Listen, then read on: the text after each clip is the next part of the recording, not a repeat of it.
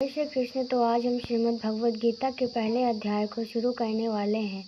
तो चलिए शुरू करते हैं।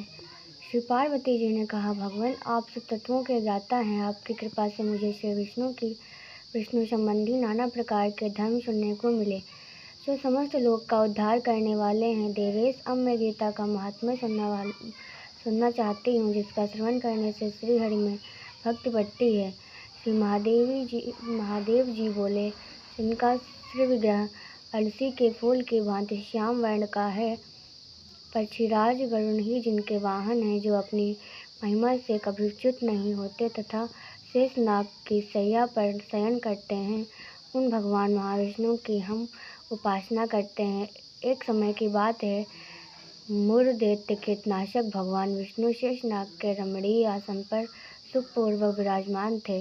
उस समय समस्त लोगों को आनंद देने वाली भगवती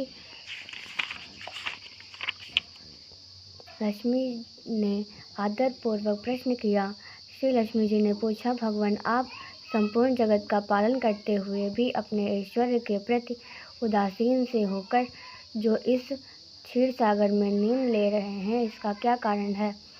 श्री भगवान बोले, सुमुख में नींद नहीं लेता हूँ, अपितु तत्व का अनुसरण करने वाली अंतर्दृष्टि के द्वारा अपने ही माहेश्वर तेज का साक्षात्कार कर रहा हूँ। देवी, यह वही तेज है जिसका योगी पुरुष कुशाग्र बुद्धि के द्वारा अपने अंतःकरण में दर्शन करते हैं तथा जिसे मीमांसक विद्वान वेदों का सार तत्व निश्चित करते हैं। वह महेश्वर तेज एक अजर प्रकाश स्वरूप, आत्मस्वरूप और रोग शोक से रहित अखंड आनंद का पुंज निस्पंद, निरीह तथा द्वैतरित है।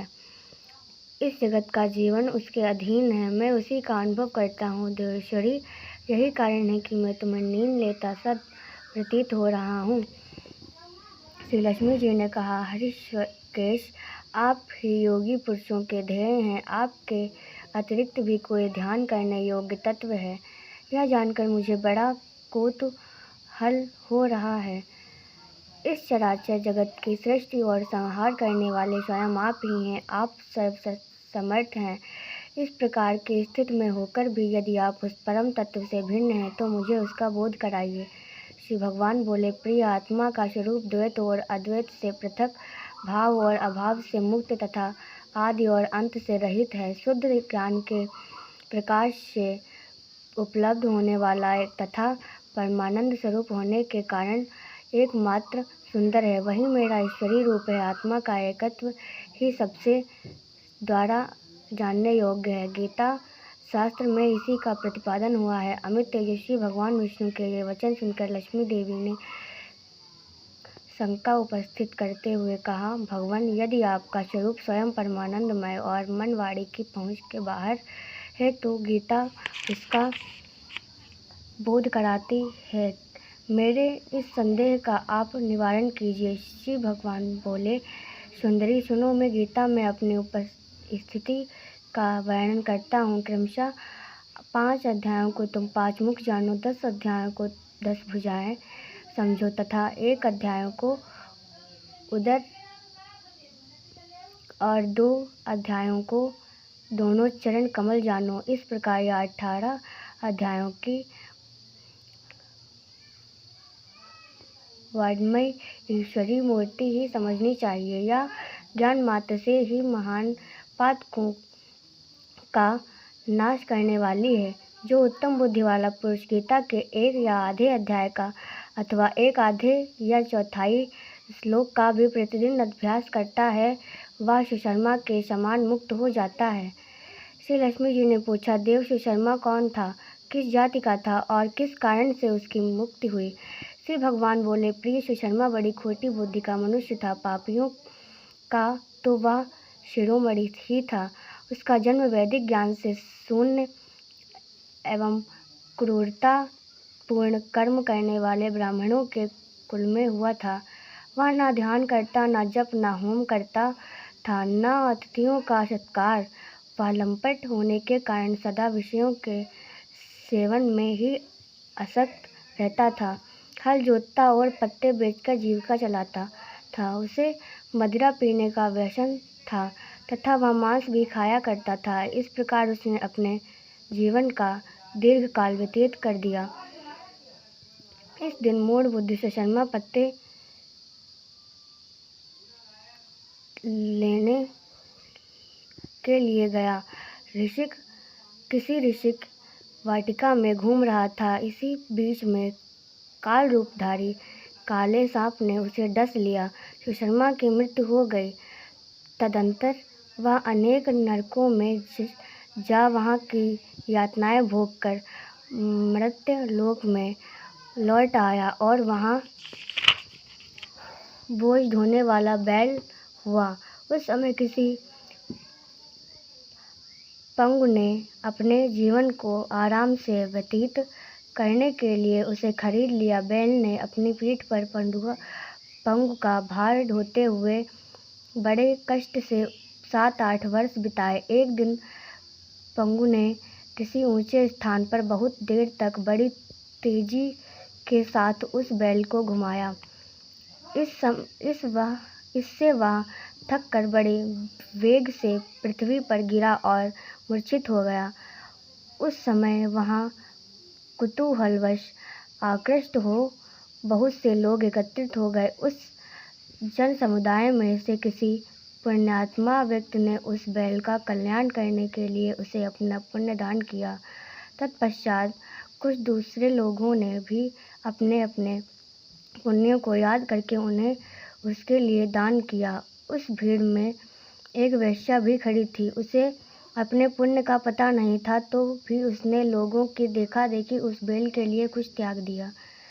तदंतर यमराज के दूत उस मरे हुए प्राणी को पहले यमरूपी में ले गए। वहाँ यह विचार कर कि यह वेश्या के दिए हुए पुण्य से पुण्यवान हो गया है, उसे छोड़ दिया गया।